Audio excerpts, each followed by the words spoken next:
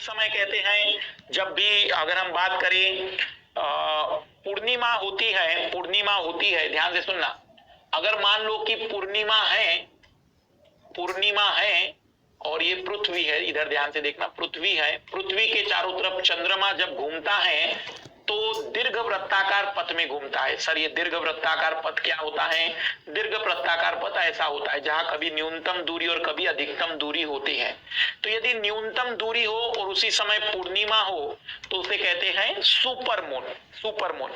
Blood moon तब कहते हैं यदि हम कहेंगे कि पूर्णिमा हो, या फिर हम कहेंगे कि उस समय चंद्र ग्रहण भी हो, तो उस समय जो चंद्रमा है उसकी बाहरी भाग हमें लाल रंग की दिखाई देती है, उसे ब्लड मून कहते हैं। 24 जून साल का तीसरा और आखिरी सुपर मून है। चंद्रमा का रंग ऐसा नजर आएगा कि वैज्ञानिकों ने इस खगोलीय घटना को स्ट्रॉबेरी और हनीमून का नाम दिया है। स्ट्रॉबेरी और हनीमून का नाम दिया है। चंद्रमा का आकार सामान्य पूर्णिमा के चंद्रमा की तुलना में बड़ा और अधिक दिखाई देगा क्योंकि उपभू की स्थिति है। आप लोगों को पता होगा कि न्यूनतम स्थिति को उपभू कहते हैं और अपभू कहते हैं। चंद्रमा के लिए उपभू अपभू कहते हैं। जैसे सूर्य के पृथ्वी के साथ जब हम बात करते हैं तो उपसौर और अपसौर कहते हैं। मैं इस बात को थोड़ा समझा दे रहा हूं। सूर्य के चारों तरफ पृथ्वी घूमती है, तो सूर्य के चारों तरफ पृथ्वी भी दीर्घ वृत्ताकार पथ में घूमती है। तो जब न्यूनतम दूरी पर पृथ्वी होती है तो उसे उपसौर कहते हैं, अधिकतम दूरी पर होती है तो उसे अपसौर कहते हैं।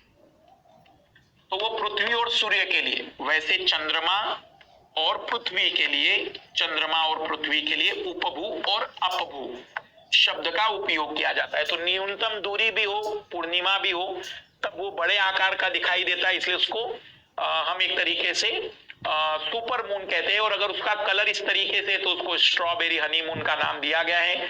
पश्चिमी देशों में स्ट्रॉबेरी की हार्वेस्टिंग का मौसम होने के कारण इस समय स्ट्रॉबेरी का मौसम है यूरोप में, पश्चिमी देशों में खास करके, तो स्ट्रॉबेरी मून नाम दिया गया। इसे हनीमून भी कहते हैं क्योंकि इस समय वहां हनी हार्वेस्ट करने के लिए तैयार हो जाता है। मतलब हनीमून वाला हनीमून नहीं है, ये जो शहद होता है ना, शहद, उसकी प्राप्ति का मौसम है ये, तो इस कारण से इसको हनीमून नाम दे दिया गया है, शहद प्राप्ति का मौसम होने के कारण। और स्ट्रॉबेरी, क्योंकि यूरोपियन देशों में इस समय स्ट्रॉबेरी की फसल निकल आती है। यूरोपीय देशों में जून फुल मून भी नाम दिया जाता है, पश्चिमी देशों में इसे रोज मून भी कहा जाता है।